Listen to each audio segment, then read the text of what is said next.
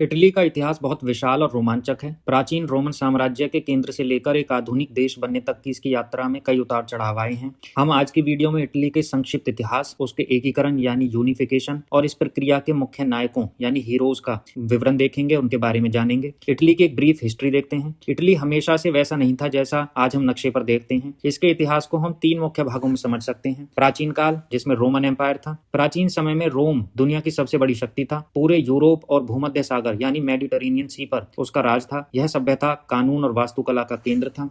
मध्यकाल और पुनर्जागरण, middle ages and renaissance. Roman साम्राज्य के पतन के बाद इटली कई छोटे छोटे टुकड़ों में बट गया। 14वीं से 16वीं सदी के बीच यहाँ पुनर्जागरण, रिनेसेंस हुआ। रिनेसेंस को रेनेसां भी कहते हैं अमेरिकन इंग्लिश में, जिसमें फ्लोरेंस और वेनिस जैसे शहर कला और ज्ञान के केंद्र बने, जैसे लियोनार्दो दा विंची और माइकल एंजेलो का समय। वहीं फिर एक विभाजन का दौर भी आया। 19वीं सदी के मध्य तक इटली कोई एक देश नहीं था, बल्कि यह 7 अलग अलग राज्यों में बटा हुआ था। इनमें से उत्तरी भाग पर ऑस्ट्रिया का कब्जा था, मध्य भाग पर पोप का शासन था, दक्षिणी भाग पर स्पेन के बर्बन राजाओं का राज था। केवल सार्डिनिया और पीडमोंट ही एक ऐसा राज्य था जहां एक इटालियन राजघराने का शासन था।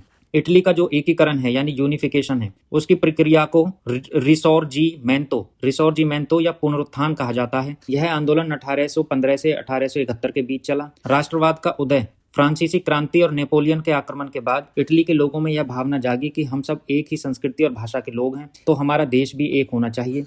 फिर विद्रोह हुआ। 1830 और 1848 में कई विद्रोह हुए, लेकिन ऑस्ट्रिया की सेना ने उन्हें कुचल दिया। फिर नेतृत्व, अंततः एकीकरण की जिम्मेदारी सार्डिनिया पीडमोंट राज्य और उसके राजा विक्टर इमैनुअल II ने उठाई। युद्ध और कूटनीति यानी डिप्लोमेसी के जरिए 1861 में इटली को एक राष्ट्र घोषित किया गया और 1871 में रोम को इसकी राजधानी बनाया गया। इसके यूनिफिकेशन का हम हीरोज के बारे में जानते हैं।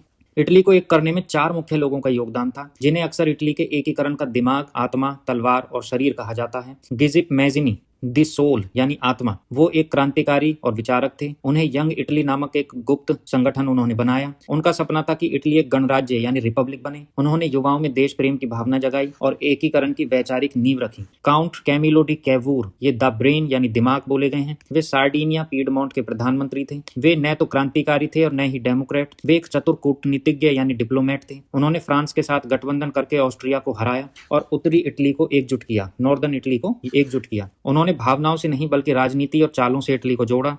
गिजिप गारिबाल्डी, द स्वॉर्ड यानी तलवार, वे एक महान सैनिक और हीरो ऑफ 2 वर्ल्ड्स थे। उन्होंने आम किसानों और वॉलंटियर्स की एक सेना बनाई, जिसे रेड शर्ट्स कहा जाता था। उन्होंने अपनी सेना के साथ दक्षिणी इटली, जिसमें सिसिली और नेपल्स आते थे, उन पर आक्रमण किया और उसे जीत लिया। बाद में देश की एकता के लिए उन्होंने जीते हुए इलाके राजा विक्टर इमैनुअल को सौंप दिए। Victor Emmanuel II, the body यानी शरीर, वे सार्डिनिया पीडमोंट के राजा थे। एकीकरण के आंदोलन को एक वैध चेहरा और राजनीतिक स्थिरता उन्होंने ही दी। एकीकरण के बाद वे संयुक्त इटली, यूनिफाइड इटली के पहले राजा बने।